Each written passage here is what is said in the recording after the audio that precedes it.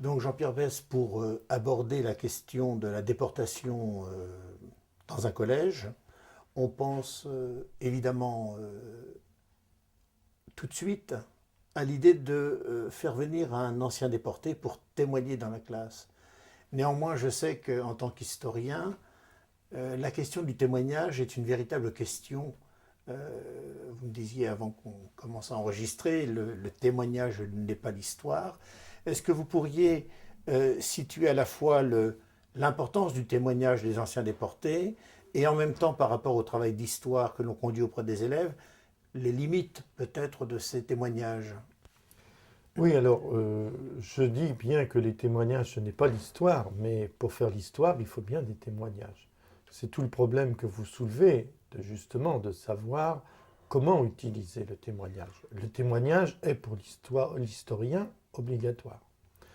Avantage de faire venir un résistant ou un déporté, mais prenons un déporté dans une classe et de lycée. Vous avez dit en collège, mais on peut les faire venir aussi au lycée. Donc faisons venir un déporté dans une classe de l'enseignement secondaire. Bien, ça a un gros mérite, c'est qu'il apporte un témoignage humain. C'est-à-dire que les élèves vont avoir devant eux un témoin qui est en même temps un acteur. Ce qu'il va raconter, il l'a vécu. Et il l'a vécu, et c'est le cas de le dire pour la déportation, dans sa chair. Donc ce qu'il va transmettre aux élèves va obligatoirement avoir une toute autre portée que ce que le professeur peut raconter, ou même ce que l'on peut lire.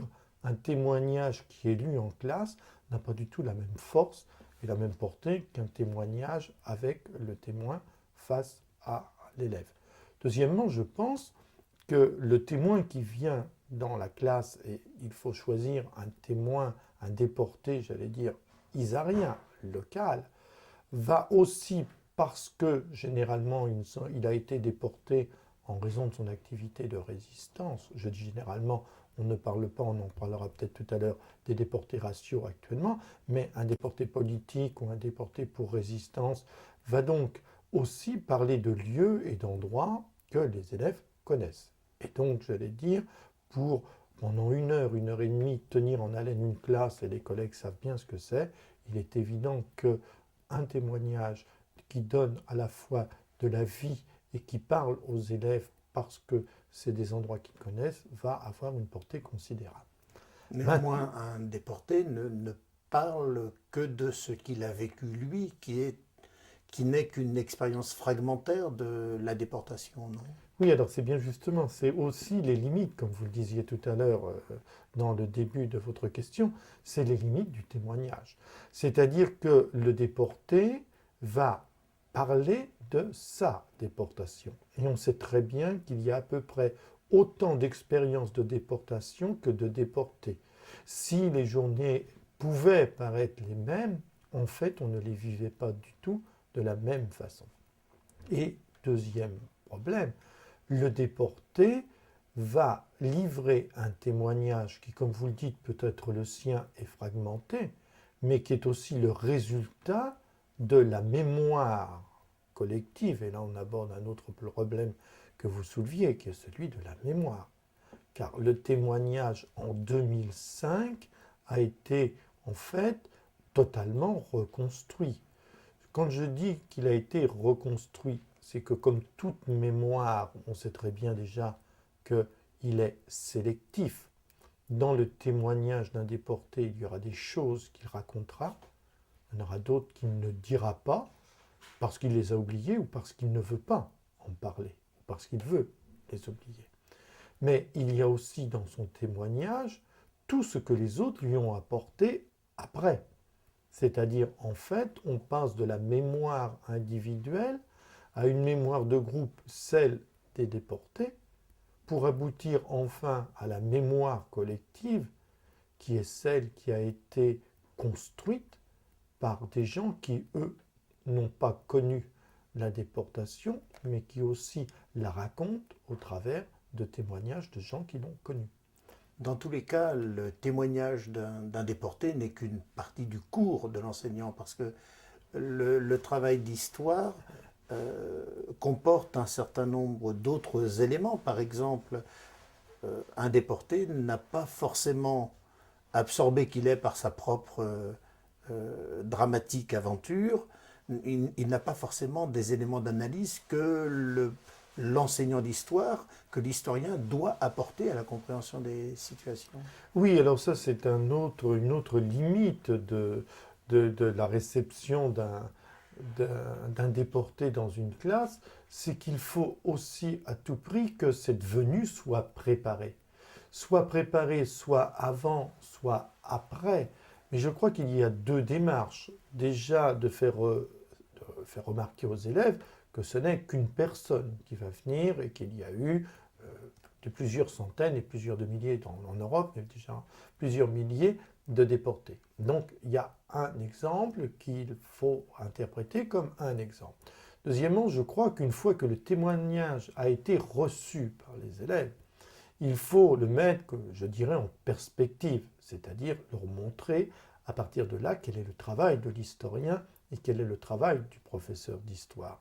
C'est-à-dire qu'on n'écrit pas l'histoire avec un seul témoignage, on confronte les sources. Deuxièmement, il faut bien dire aux élèves, leur faire comprendre. Je crois que là, il y a une approche, alors même pour un élève de troisième, il peut le comprendre. La façon dont on fait l'histoire, la façon dont on écrit l'histoire, la façon dont on construit l'histoire, et tout le problème de la mémoire.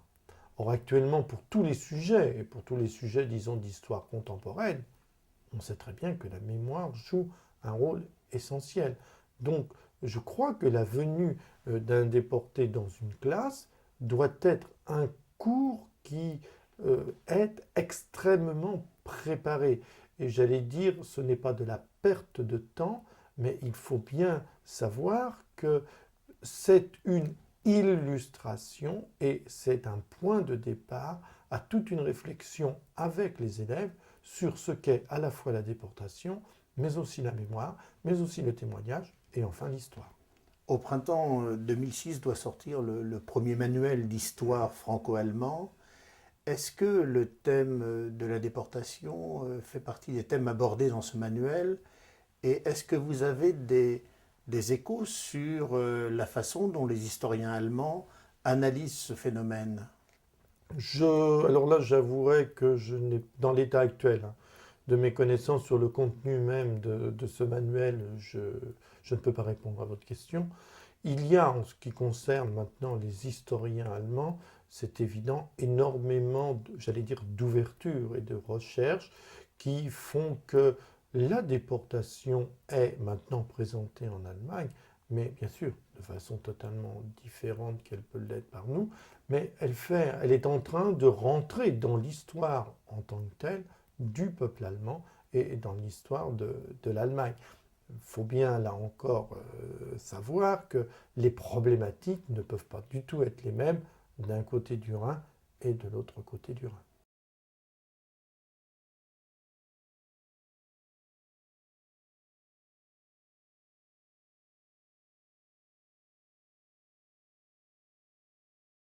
Est-ce que vous pourriez situer, peut-être avec quelques chiffres, l'importance du phénomène de la déportation dans notre département? Oui, alors, faut savoir déjà ça va paraître tout à fait surprenant, il est déjà difficile de connaître à l'unité près le nombre de déportés dans tous les départements. Alors, je résume grosso modo. D'abord, il n'y a pas eu plus de déportations ou moins de déportations dans le département de l'Oise que dans le reste de la France. Je pense que d'ailleurs, personne ne s'est encore livré à ce genre de statistiques, je dois le dire. Je vous signale qu'il y a qu'1 ou 2 ans maintenant qu'on a à peu près la liste de tous les déportés français, grâce au mémorial, le livre mémorial qui a été préparé par la Fondation de la déportation.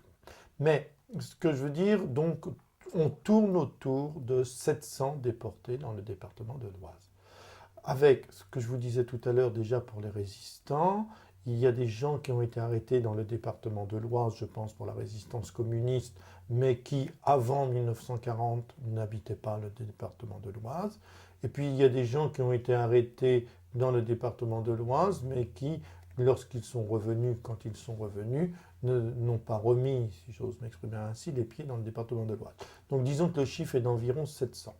Là-dessus, la moitié, disons, à peu près, sont revenus des camps. Dans les 700 dont je vous parlais tout à l'heure, il y a les 100 déportés juifs, la centaine de déportés juifs, de déportés raciaux, comme on dit. Et là, vous le savez, alors là, le nombre de personnes qui sont revenues est extrêmement faible. Ça ne doit pas dépasser, je pense, la dizaine et même en dessous. La différence, vous le savez très bien, c'est que pour les déportés résistants et les déportés politiques, ils ont grosso modo tous plus de 18 ans. Il y a beaucoup plus d'hommes que de femmes. En revanche, pour ce qui concerne les déportés juifs, les déportés raciaux, là, il n'y a pas d'âge limite. Je vous rappelle qu'une enfant qui était cachée dans le Noyonnais a été déportée à 5 ans, à l'âge de 5 ans, et est morte d'ailleurs peu de temps après son arrivée à Auschwitz. Donc on a, pour les déportés juifs, beaucoup d'enfants et beaucoup de femmes, j'allais dire proportionnellement aux autres déportés, dans la mesure où c'est toute la famille qu'on arrêtait, et dans la mesure où même on a des exemples où le chef de ménage était la femme, et donc elle est arrêtée avec les enfants. Donc on aurait un ratio, comme on dit, de sexe qui est beaucoup plus équilibré pour les déportés raciaux, parce que là, au niveau de l'âge, ça va de 4 ans à 80 ans, je crois, ou 81 ans. Je vous dis ça de mémoire, mais pour les déportés juifs. Alors que pour les déportés politiques ou les résistants, bon, même si je pense qu'il y en a un 15 ans et demi ou 16 ans, mais disons, c'est surtout de 18 à 70 ans doit être le maximum. Mais sinon, il ne faut pas considérer qu'il y a des départements. Je pense qu'il y a un rapport avec la population totale et que l'on doit retrouver peut-être dans les zones où il y a eu plus ou moins de résistance. Il y a eu beaucoup de résistance dans le département de l'Oise, peut-être où la population juive était plus ou moins importante. Elle n'était pas importante dans le département de l'Oise. Donc, mais retenez à peu près ces chiffres, je vous dis 700 et puis à peu près la moitié de revenus, et à l'intérieur une centaine de déportés raciaux, où là le nombre des personnes revenues est très faible. Alors, on ne peut pas parler de la déportation dans l'Oise sans citer le nom de Royalieu, même si c'est sans doute simplement un hasard géographique qui situe le camp de Royalieu dans le département de l'Oise. Est-ce que vous pourriez rapidement nous rappeler ce qu'était le camp de Royalieu et évoquer peut-être l'histoire de ce camp rapidement?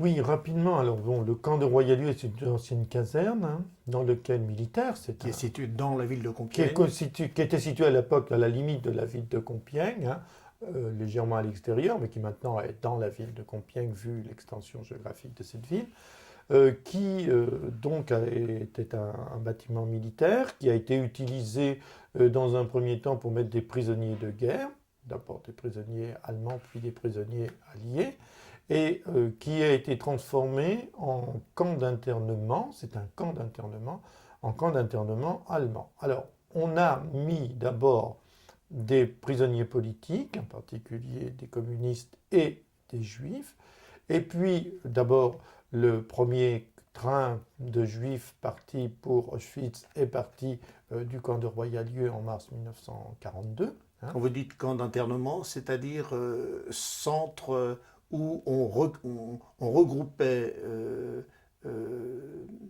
des prisonniers, oui, avant de les orienter dans...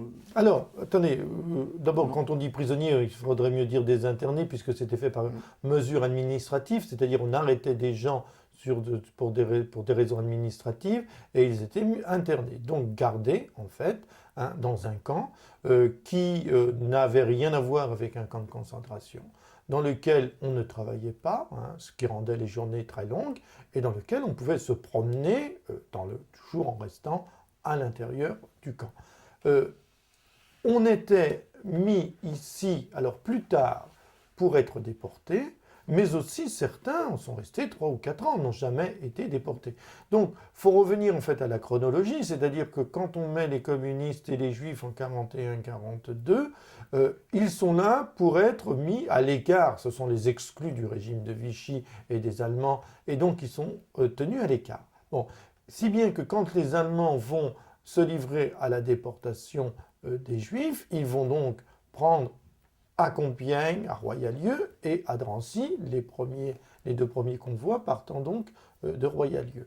Le convoi des déportés communistes des 45 000, c'est le 6 juillet 42, il part aussi de Royalieu.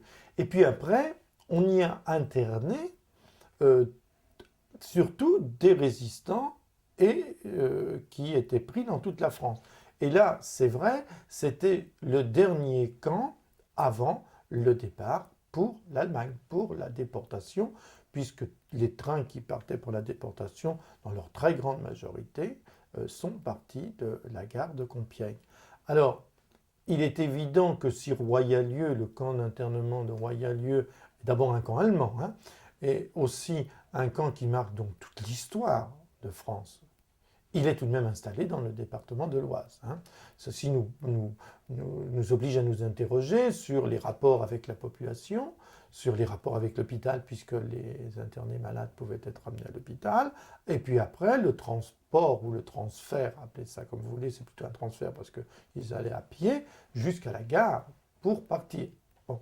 On peut aussi s'interroger sur leur arrivée.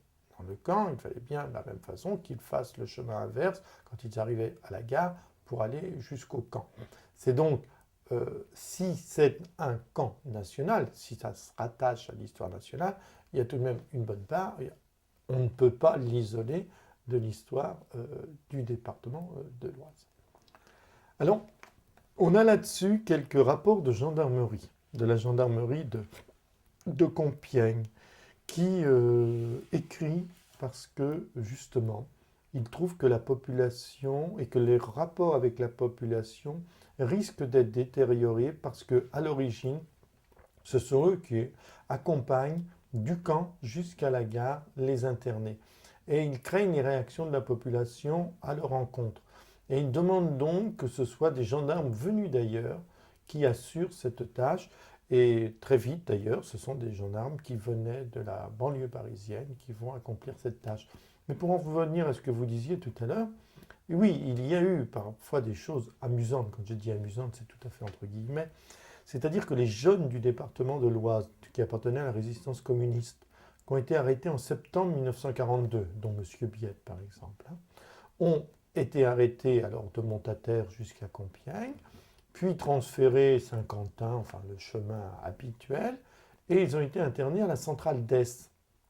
Et lorsque la centrale d'Est s'est révoltée en février 1944, on les a remontés, si j'ose dire, 2 ans après, au camp de Royalieu, où ils sont arrivés en avril ou mai 1944, et où ils ont été déportés en juin 1944. Autrement dit, ils avaient quitté Compiègne en 4 septembre 42 arrêtés, en septembre 42 lorsqu'ils avaient été arrêtés, et ils reviennent avant de partir pour Dachau, puisque c'est Dachau, ils reviennent au printemps 1944. En forêt de Compiègne, enfin, à Royalieu, il y a une stèle, je crois, qui commémore le dernier train, c'est ça? Alors, il y a d'abord la stèle au camp de Royalieu qui rappelle qu'environ 52 000 personnes sont parties de ce camp vers 54 000 personnes ont été internées ici. Vous avez sur la gare, à la gare de Compiègne, dont on dit aussi qu'elle est sur le terrain de Marigny-les-Compiègnes, mais on ne va pas rentrer là-dedans. Dans la gare de Compiègne, vous avez la stèle qui rappelle que 52 000 personnes sont parties de cette gare vers les camps de déportation. Et puis vous avez l'endroit où le dernier train est parti à la mi-août 1944, alors que les bombardements allemands étaient de plus en plus, les bombardements alliés, pardon, étaient de plus en plus importants et où l'armée allemande partait plus ou moins en débandade. Il y a eu des problèmes pour la formation de ce train. Il y a eu aussi des problèmes pour le transfert de ce train, ce qui fait que ce train n'est pas parti du camp et de la gare en tant que tel, mais d'un endroit en forêt où l'on a installé une stèle qui rappelle que c'est de cet endroit qu'est parti le dernier train. Le dernier train qui est arrivé en Allemagne, je vous le rappelle, parce que le dernier train réellement parti, lui, n'est jamais arrivé en Allemagne, puisque les résistants au niveau de la Somme, les résistants ont libéré les personnes qui se trouvaient dans ce train, à la suite d'une action de sabotage.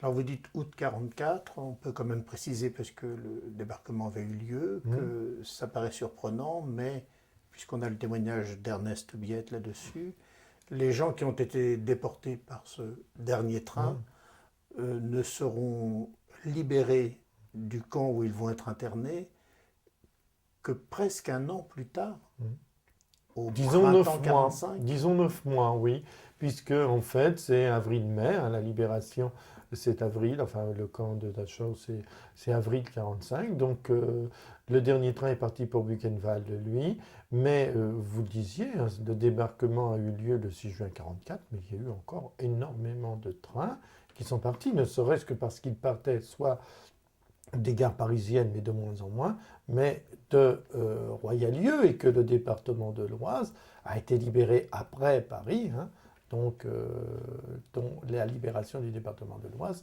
c'est entre, disons, le 28 août et le 2 septembre, les derniers trains étant partis les 16 et le 18 août 1944 de Royalieu.